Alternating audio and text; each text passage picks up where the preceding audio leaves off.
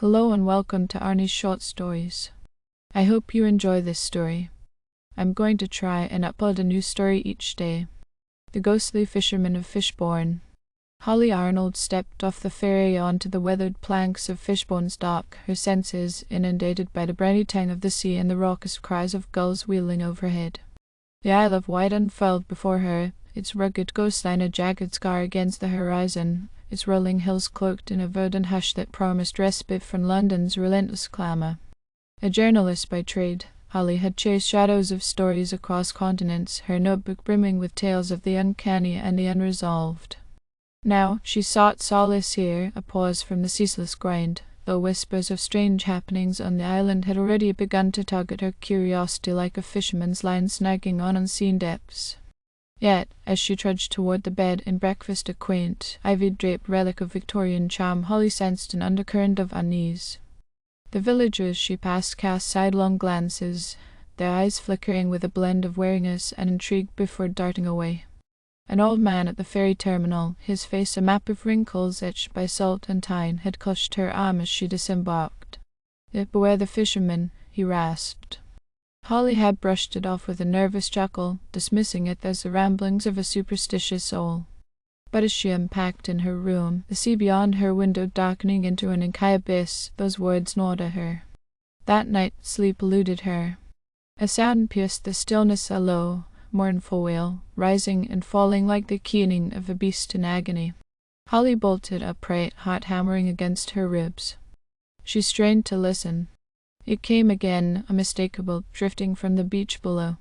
Curiosity, that relentless beast, overpowered her fear. She threw on a sweater, its wool prickling her skin, and seized a flashlight. Down the creaking stairs she crept out into the night where the air hung heavy with salt and secrets. The beach stretched desolate before her, waves whispering against the shore.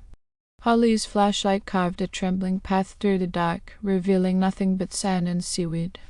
She turned to retreat when the wail erupted once more, closer, insistent. Her breath hitched. From the mist, a figure materialized, a man clad in the tattered remnants of a fisherman's garb, oilskins hanging in sodden strips. His movements were grotesque, limbs twitching as though jerked by invisible strings. Holly froze, terror rooting her to the spot. He lifted his head. His eyes glowed, twin orbs of spectral fire searing into her soul. Then, in an instant, he vanished, leaving only the echo of her gasp and the pounding of her pulse. Morning brought no comfort. The vision clung to her like damp fog, too vivid for a dream, too fleeting for reality. Holly resolved to investigate. At the village pub, a dimly lit den of wood and ale, she approached the bartender, Tom, a grizzled figure with hands scarred from years at sea. "I saw something last night," she began. "A figure on the beach." He crossed himself, muttering a prayer.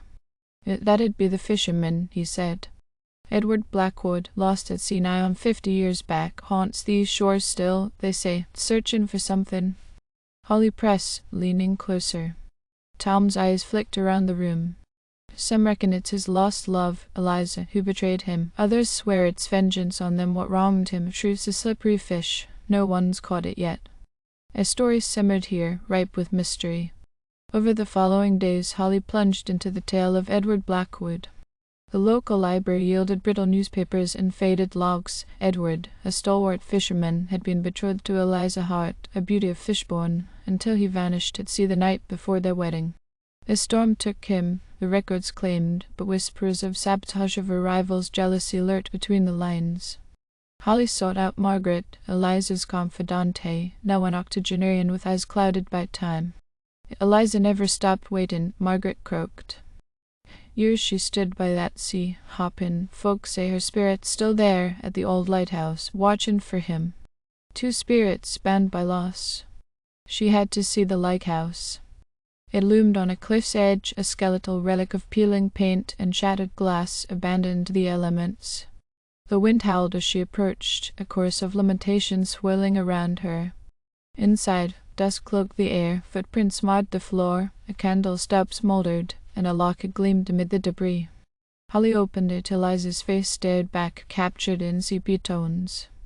A noise snapped her head around. Nothing. Then a flicker. Edward's ghost stood before her, more corporeal now, his spectral hand outstretched. "Ah?" Holly whispered, voice quaking. No words came, but a torrent of emotion crashed over her: grief, rage, a yearning for closure. She understood. Edward's soul was shackled, tethered to this world until his death's truth emerged. Holly vowed to free him. Her search led to Jonathan, Edward's rival for Eliza's heart, now a frail shell in a mainland nursing home. His eyes widened at Edward's name.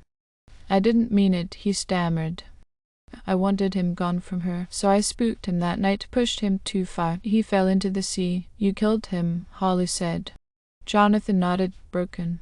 "The guilt's eaten me alive, but I thought silence would bury it. Confess. For his sake." He did, pen trembling as he scrawled the truth. Holly delivered it to the police, a weight lifting with each step. But the tale deepened. Eliza's fate gnawed at her. Diaries and letters, unearthed from Margaret's attic, revealed Eliza's own quest. Edward didn't drown by chance. I found proof. Another unfinished. They know I had Eliza, too, been silenced. Holly's pursuit drew her to the Wentworths, a once mighty family whose estate now mouldered as a museum. James Wentworth, the young heir, greeted her with candor. "My kin were ruthless," he admitted.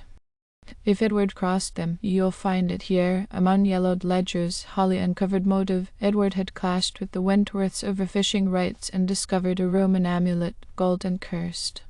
A final note chilled her: "They'll kill for it." Eliza's letters hinted she'd traced this thread, then vanished. Holly enlisted Dr. Evelyn Winters, a local historian, with a twinkle of mischief in her eye. "Well, that amulet's a legend," Evelyn said. "If Edward hid it." Clues from his logs and Eliza's words pointed to a coastal cave. There, amid dripping stone, they unearthed a chest. The amulet gleamed within, beside Edward's journal. The Wentworths won it. "I fear betrayal. My friend Jonathan's turned." Holly returned to him. "Did you work with them?" He crumbled. "They paid me to lure him out. Their men did the rest, Eliza. They poisoned her when she got close, armed with proof." The police reopened the case. The Wentworth's legacy crumbled. That night, on Fishbourne's beach, Edward and Eliza emerged from the mist, hands clasped, their smiles a silent thanks before they faded into eternity.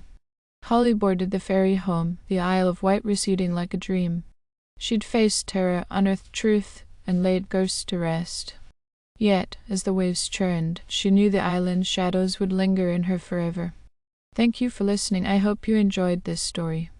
Please don't forget to like, and even better, like and subscribe. Thank you very much, and I hope you have had or have a great day.